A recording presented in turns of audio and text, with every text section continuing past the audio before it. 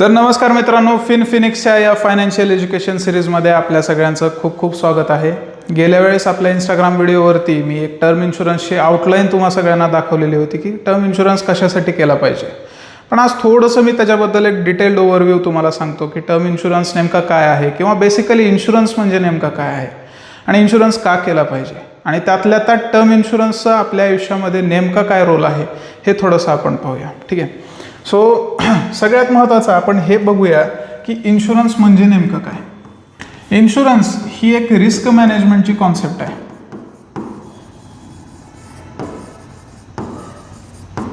मग risk management म्हणजे नेमकं काय की आपण समजा रस्ता क्रॉस करताना डावीकडे उजवीकडे बघून आपण रस्ता क्रॉस करतो. कशासाठी करतो की मी सेफ आहे का, मी सुरक्षित आहे का, कुठलं वाहन तर येत नाही ह्या गोष्टी चेक करण्यासाठी. किंवा आपण घरातून बाहेर पडत असताना आपण घराला कुलूप लावतो. मग ते कुलूप कशासाठी लावतो तर आपण जे काय सामान खरेदी केलेलं आहे किंवा जे काय आपल्या घरामध्ये वस्तू आहे जे आपण मेहनतीनं कमवून आणलेल्या आहेत त्या सगळ्या सेफ राहाव्या ह्याच्यासाठी. मग एखाद्या व्यक्तीच्या आयुष्यामध्ये इन्शुरन्स हा ह्याच पद्धतीनं काम करतो की दुर्दैवानं उद्या ती व्यक्तीच नाही आहे तर त्याच्या पश्चात जो काही फायनान्शियल लॉस किंवा आर्थिक नुकसान त्याच्या घरच्याला पेलावं लागणार आहे ते नुकसान पेलावं लागू नये किंवा त्याची जी सिव्हिरिटी आहे त्याचं जे गांभीर्य आहे ते थोडंसं कमी व्हावं ह्याच्यासाठी आपण इन्शुरन्स केला पाहिजे. आता इन्शुरन्समध्ये बेसिकली 4 प्रकारचे सोल्युशन प्रोव्हाइड होतात. एक म्हणजे टर्म इन्शुरन्स,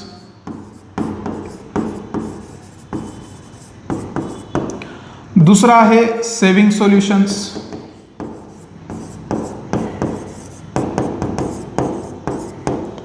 तिसरा आहे रिटायरमेंट प्लॅनिंग किंवा रिटायरमेंट सोल्युशन्स,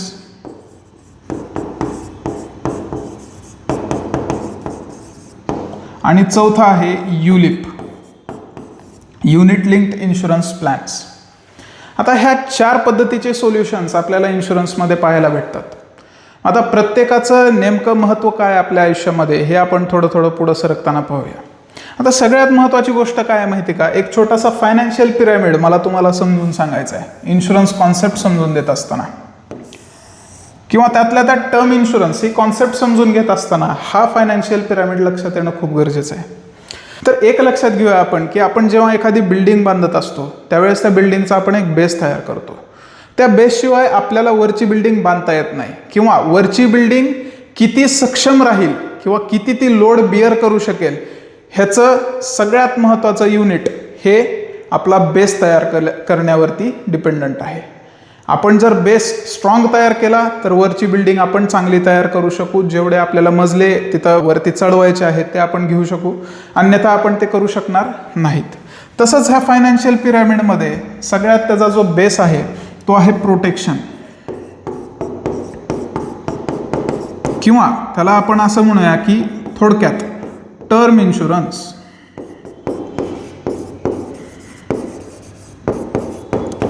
स्वतःचं संरक्षण करणे ही आपली पहिली जबाबदारी आहे. संरक्षण कशापासून करायचं आहे तर आपण जे काही लोन्स लायबिलिटीज केलेल्या आहेत, आपण साधं उदाहरण घेऊया. आपण जरी घर एखादा बांधायला गेला तर 50 लाखाचं किमान लोन असतं किंवा आपण कार घेतोय तर आपल्याला किमान 10-15 लाखाचं तरी लोन त्या व्यक्तीवरती असतं किंवा कुठला बिझनेस करतोय तर तिथे सुद्धा आपल्याला 15 ते 20 लाखाचं लोन एखाद्या व्यक्तीवरती असतं. मग ह्या ज्या लोन्स आपण करून ठेवलेल्या आहेत, ह्या ज्या लायबिलिटीज आपण करून ठेवलेल्या आहेत, ह्या आपल्या पश्चात आपल्या घरच्याला बिअर करायच्यात.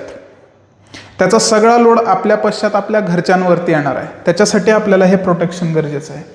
मग त्याच्यानंतर तुम्ही जे काही तयार करताल, आता इथे आपण असं म्हणूया की काही सेविंग सोल्युशन्स किंवा गॅरंटेड रिटर्न्सवाले की ह्याच्यामध्ये काही पण होऊ द्या, मार्केट कितीही वर खाली जाऊ द्या, तिथे रिटर्न्समध्ये काहीच प्रॉब्लेम्स येणार नाहीत किंवा बॉन्ड्स असं म्हणूया आपण. त्याच्यानंतर येतात सेमी रिस्की प्रोफाईल्स ज्याच्यामध्ये आपण इन्क्लूड करतोय म्युच्युअल फंड किंवा युलिप्स ज्याच्यामध्ये की मार्केटची रिस्क इन्वॉल्ड आहे. आणि सगळ्यात वरचा जो फ्लोअर आहे तो आहे रिस्की प्रोफाईल्सचा, ज्याच्यामध्ये की आपण स्टॉक्स किंवा फॉरेक्स ह्या गोष्टी इन्क्लूड करतोय. आता ह्याच्यात सगळ्यात महत्त्वाची गोष्ट काय माहिती का, आपली लोक हा जो बेस आहे हे तयार करायलाच विसरून जातात आणि बाकी सगळ्या इन्व्हेस्टमेंट करतात. का तर खूप भारी रिटर्न्स आहेत. पण एक गोष्ट लक्षात घ्या, तुम्ही ह्या कुठल्याही इन्व्हेस्टमेंट ज्या करताय त्या करताय कशाच्या बेसिसवरती? एक त्या गोष्टीला तुम्ही गोल बांधलेला आहे. हा पैसा मी माझ्या मुलाच्या लग्नासाठी वापरेल, हा पैसा मी माझ्या मुलाच्या शिक्षणासाठी वापरेल, हा पैसा मी कुठली तरी भविष्यात ॲसेट घेण्यासाठी वापरेल, किंवा कुठंच वापरायचा नाही आहे, मला रिटायरमेंटसाठी पाहिजे पैसा, तर मी रिटायरमेंटसाठी तो कॉर्पस बाजूला ठेवलेला आहे. प्रत्येक इन्व्हेस्टमेंटला तुम्ही काही ना काहीतरी गोल दिलेलं असतं आणि जर देत नसाल तर नक्की त्या गोष्टीवर लक्ष द्या. कुठलीही इन्व्हेस्टमेंट जर तुमची गोल बेस्ड नसेल, त्याला जर काही आपण लक्ष ठेवलेलं नसेल की ती कशासाठी आपण ठेवली आहे, तर ती काहीच कामाची नाही आहे. कारण कुठल्याही पहिल्या अडचणीत तुम्ही पहिलं तीच लिक्विडेट करणार. त्याच्यामुळे माझा सगळ्यांना आग्रह आहे की तुम्ही सगळ्यात पहिलं कुठल्याही इन्व्हेस्टमेंटला तुम्ही गोल असोसिएट करा. ठीक आहे.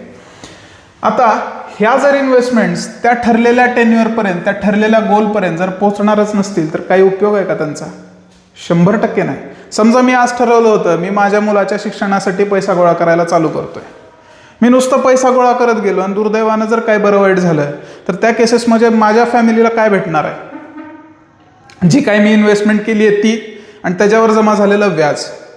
पण त्याच्यातून येणारा पैसा, ह्याच्यातून माझ्या सगळ्या लायबिलिटीज कव्हर होणं, माझे सगळे लोन्स कव्हर होणं आणि त्याच्यातून उरलेल्या पैशातून माझ्या मुलांचं शिक्षण होणं किंवा घराचा माझ्या उदरनिर्वाह होणं, हे कितपत शक्य आहे हे तुम्ही तुमचे फायनान्सेस थोडेसे चेक करून बघा. कारण आय डोंट थिंक की आपण फार मोठ्या इन्व्हेस्टमेंट्स ह्याही प्रोफाईल्समध्ये करत असाल तर खूप चांगली गोष्ट आहे. तर ह्याच्यातला सगळ्यात महत्त्वाचा मुद्दा असा की ते जर त्या इन्व्हेस्टमेंट जर त्यांच्या स्पेसिफिक गोल्सपर्यंत पोहोचल्या नाहीत तर त्या इनव्हॅलिड आहेत. सो फॉर दॅट आपल्याला काय करायचं आहे की हे एक सोल्युशन आपल्या स्वतःसाठी तयार करायचं आहे जेणेकरून ह्या इन्व्हेस्टमेंट्सला लिक्विडेट करण्याचं, विकण्याचा आपल्या घरच्यांना गरज पडू नये. ह्याच्यासाठी आपण करतोय टर्म इन्शुरन्स. तर टर्म इन्शुरन्समध्ये सगळ्यात महत्त्वाचं काय माहिती का? तुम्ही आत्तापर्यंत जे काही प्रोडक्ट्स पाहिलेले आहेत ज्याच्यामध्ये की आपण 1 लाख पे केले समजा, तर त्याच्यात आपल्याला 10 पट 12 पट असे कवर्स भेटतात. पण टर्म इन्शुरन्समध्ये आणि ह्या पद्धतीच्या प्रोडक्ट्समध्ये नेमका काय डिफरन्स आहे हे आता आपण बघूया. टर्म इन्शुरन्समध्ये सगळ्यात महत्त्वाची गोष्ट काय माहिती का की इथे प्रीमियम खूप कमी येतो, लोअर प्रीमियम्स अँड गिव्स आपल्याला खूप मोठे कवर्स भेटतात, हायर कवर.